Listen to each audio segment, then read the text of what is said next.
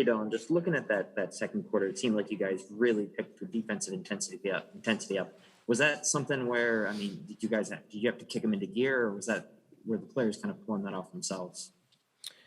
We held Oregon State to 13 points in the first quarter. I thought our defense was established, and the way that we wanted to play for the entire game. I mean, we wanted to speed them up. We wanted to make sure that they weren't getting clean looks at the basket. We wanted to disrupt, and we wanted to pressure them. And I thought we did a great job with that. It's just we scored. We scored more in the second quarter, and we didn't allow them to score as much. So it was more of a defensive effort, and we put a lot of energy into making sure that they didn't get off and be as efficient as they usually are. I mean, if you look at their cumulative stats, they're staggering. You know, all of them. I mean, they shoot well into the upper 40s, 50s from 2 and 3. And, you know, it takes you back. And you got to figure out a game plan in which won't allow those numbers those percentages to play a part in the result of the game. So we went out and just played gritty, led by, Destiny Henderson, who just got underneath Goodman and made her think about our pressure more than wanting to attack and to score and distribute the basketball. And then it was a trickle-down effect. V was awesome. Victoria Saxton was awesome, like incredibly, like locked into what she needed to do, and then everybody else just fell into place as far as being linked up. But those were two key areas in which we took care of things, and everybody else was able to just hold serve. As a reminder, Coach cannot see you, so please state your name and affiliation. David, go ahead. Hey, Don, it's Dave Cloninger from the Post and Courier back home. You mentioned the other day about what Aaliyah does that's not seen. How crucial was it of her going at Jones early and getting those 2 fouls on Jones in the first? Key. I mean, they had to go to their bench a lot sooner than they more than likely wanted to. She didn't play as many minutes. I mean, look. I mean, she played. What did she play? 18 minutes. And she was 60% from the floor, 13 points, 4 rebounds. Imagine if she played her normal, 28, 30, 32 minutes. We would have been in trouble because she could have erased the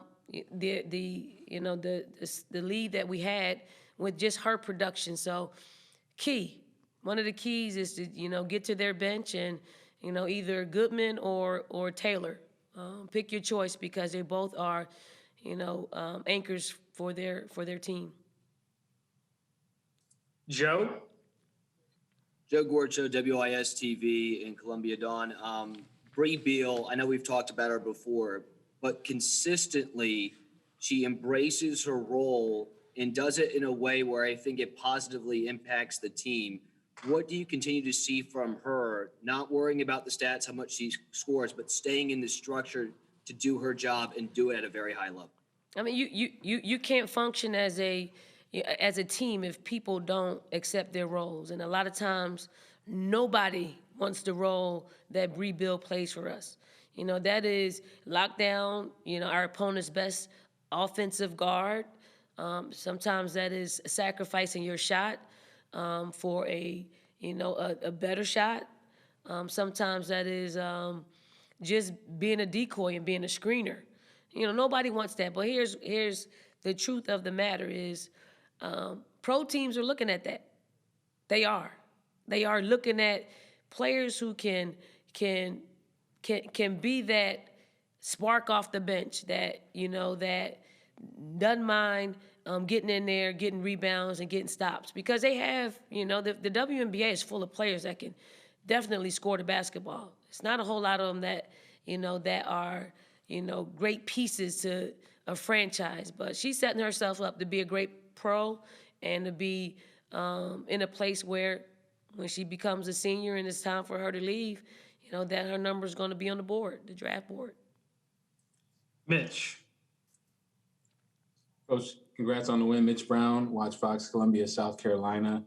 When you look at your team's ability to, start games this season, You talked about wanting them to square up early on in those games. Obviously, early on in this game, it was that kind of slugfest in the first quarter. But in the second quarter, you guys went back to your staple, which was the defense, and it was cleaned up there, and that kind of took control of the game. What was it about that second quarter where they were able to get control defensively that turned into easy opportunities on the offensive side? Well, I think I think it took them a while to get their, their wind. I mean, for some reason, and I don't know if it's happening to other teams, but the first quarter, the first couple of minutes of the first quarter, it seems like, it's hard for us to catch our breath. And I think sometimes we're rushing it and we're defending as well. So we're really expending a lot of energy unnecessarily. Maybe it's just adrenaline that's, got us, playing quicker than we want to play, and, not having enough time to, gather ourselves. And I see it, but again, you got to push through it, and then things will settle down after the first quarter. But, for us, we have to force teams into feeling that, that winded with our ability to defend. Christy. Christy Reekin from the Associated Press. I know y'all have bigger goals, but what does it mean to you and this team to reach the Sweet 16 yet again? I mean, this is a huge, the lift off of our shoulders, because that was a hard game. that was a hard game.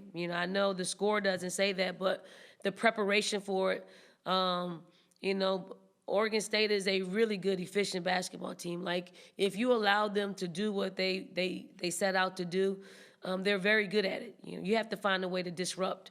And I thought we found a way to disrupt. And I don't think our players wanted to go home and pack, back to the hotel and pack and head out, maybe tonight, maybe tomorrow.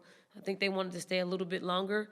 A lot of them, this is their first time being in the Sweet 16 or being in the NCAA tournament. So the longer we stay, the more experience we get to competing for a national championship. And they don't know what that feels. A lot of them don't know what that feels like. No, except that no one on our team knows what that feels like. So the deeper we go in this tournament, the more experience we have, the better off we'll be this year as well as in years to come. Cam. Hey, Coach, this is Cam Gaskins with ABC Columbia. You've talked a lot about this team needing to play through Aaliyah, especially on the offensive side of the ball. So with that being said, how encouraging was it to see that 14-2 run to end the half with her being on the bench and your team able to create separation without Aaliyah? I mean, it was great. I mean, our team is growing. I mean, we say play through Aaliyah. What we really mean is we're going to play through our bigs on the floor. When she's on the floor, we want to play through her. When she's not on the floor, we want to play through V, and we want to play through LA when they're on the block. And I thought we really concentrated on getting them the ball and getting them touches and playing through them. So really proud of their ability to lock in and be efficient and make layups. All right, final question for Coach. We'll go to DeMichael. Coach DeMichael Cole, Philadelphia Inquirer. Philly.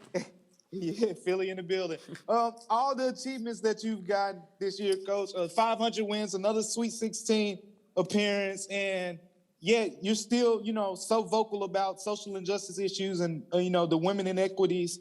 One, why is that? And two, what's the challenge, if there is a challenge, to keeping your team, focused and competing for a championship while also, fighting for that other side? I mean, here's the thing. We're at the NCAA tournament, and we see stark differences of what the men's tournament looks like. And if you see that, you need to speak out. I mean, it is, very simple. We want our players to enjoy the experience. They know players on the other side in Indianapolis that are, having the time of their lives. And, we're here, and they're missing out on certain things.